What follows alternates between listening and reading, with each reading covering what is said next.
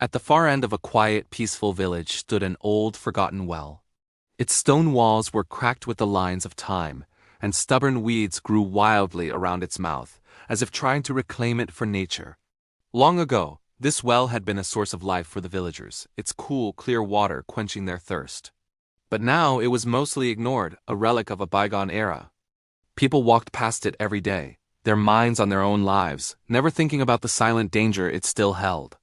One warm afternoon, a small, curious kitten was playing near the well. Full of youthful energy, it chased after buzzing insects and pounced at the playful dance of moving shadows. Its mother watched closely from a short distance, resting in the golden sunlight but always alert, her ears twitching at every sound. Suddenly, the kitten's tiny paw stepped on a loose stone at the well's edge. In a single heart-stopping moment, it slipped. A sharp, terrified cry echoed upward from the darkness as the kitten tumbled down into the cold abyss. It hit the damp, mossy wall and landed with a splash in the shallow, murky water at the bottom. Darkness, thick and suffocating, surrounded it. Fear, cold and sharp, filled its tiny heart. Shaking and soaked, it cried out for its mother, its desperate meows bouncing off the cold stone walls. Above, the mother cat had frozen for a split second, her world turned upside down. Then instinct took over, she ran. She reached the edge of the well, her eyes wide with terror, and peered into the darkness. Her baby's cries rose up to meet her, a sound of pure panic and pain. A wave of desperation washed over her. She began to cry out, her own voice filled with anguish, pacing relentlessly around the well, circling it again and again. She frantically tried to climb down the stone walls, her claws scraping uselessly against the steep, slippery surface. It was impossible. All she could do was cry, her voice a heartbreaking plea to the empty air. Her desperate cries soon drew the attention of some nearby villagers. A few people stopped their work and walked over, peering curiously into the well. Some shook their heads with a sigh. Others whispered among themselves, their voices detached and indifferent. "It's just a cat," one man said casually, shrugging his shoulders. "We have work to do," another replied, already turning to leave. One by one they walked away, leaving the mother cat alone with her grief. But the mother cat stayed.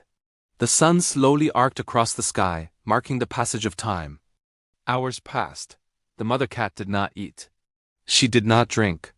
She just sat there by the well, a faithful sentinel, crying, calling, and listening for the faint response from below.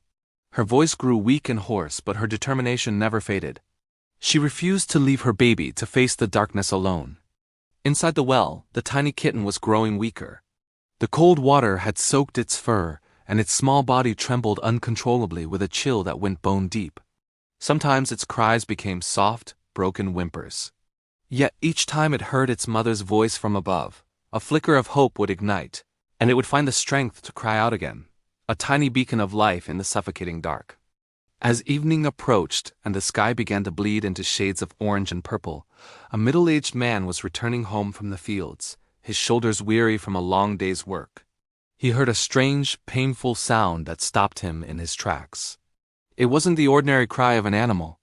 This sound was raw, heavy with a desperation that twisted his gut. He followed the sound, his heart filled with a growing concern, and it led him to the old well. There, he saw the mother cat, her body thin and exhausted, her fur matted, still crying at the edge.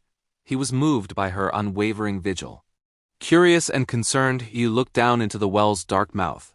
His eyes adjusted to the gloom, and he spotted the tiny, shivering kitten trapped below. The sight immediately touched his heart. This wasn't just a cat, it was a life in peril and a mother in agony. Without a second of hesitation, he ran to the nearby houses and called for help. He explained the situation, his voice filled with urgency. He gathered a strong rope, a sturdy bucket, and a long wooden pole. A few other villagers, moved by his sincerity, came to assist. Carefully, he tied the bucket to the end of the rope and slowly, gently, lowered it down into the well. At first, the kitten was frightened by the strange object descending from above and scurried away. But then it heard its mother, crying louder and more insistently than ever, as if urging it on. It seemed to understand. With trembling legs, it mustered its last ounce of strength and climbed into the bucket. The man and the other villagers began to pull the rope hand over hand, carefully and steadily. Slowly, the bucket rose from the darkness, carrying its precious cargo. When it finally reached the top, the kitten was lifted out wet, shaking, and utterly exhausted, but alive. The moment the kitten was safe, the mother cat rushed forward. She wrapped her body around her baby, a shield of warmth and love, licking it again and again, her frantic purrs a mix of relief and joy. That powerful, silent moment silenced everyone. Some of the villagers who had walked away earlier lowered their heads, a quiet shame coloring their faces. The kind man gently picked up the kitten and cradled it in his hands. He took it to his home, where he dried its tiny body with a warm, soft cloth, gave it a saucer of milk, and placed it near the comforting warmth of the fire. For the next several days, he cared for it patiently. The mother cat stayed close, never leaving her baby's side, her eyes filled with a deep, trusting gratitude. Slowly, the kitten regained its strength. Its weak cries turned into soft, contented purrs, and its frail body grew lively and playful once more. The well at the end of the village remained the same old, silent, and moss-covered. But on that day, it had witnessed something profound.